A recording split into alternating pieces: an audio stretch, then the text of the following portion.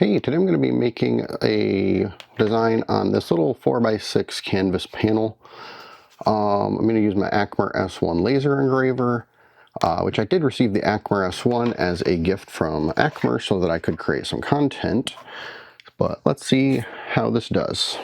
Turn it on, let it power up, and then I'm going to have to get it lined up. So I'm going to go over to my computer here, connect my COM port, connect it. I'm using LaserGRBL to do this, so I don't know where it was going to start. Not where I want it to.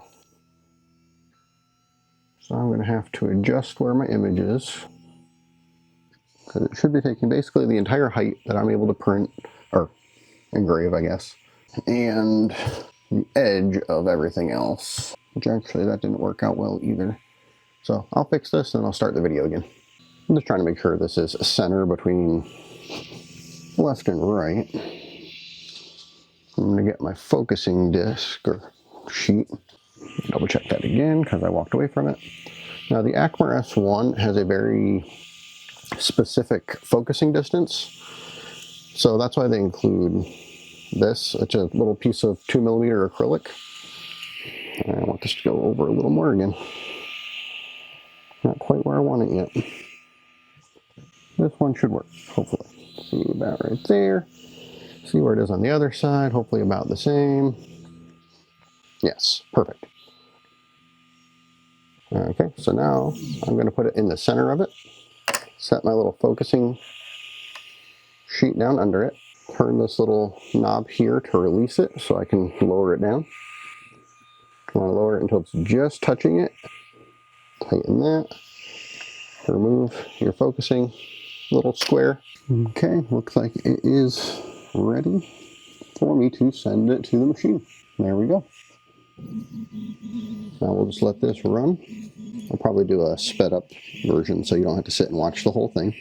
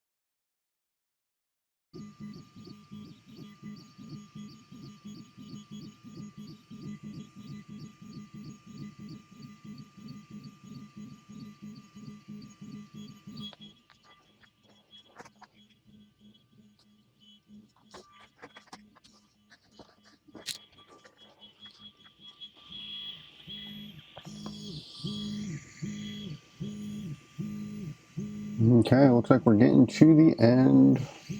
Almost done.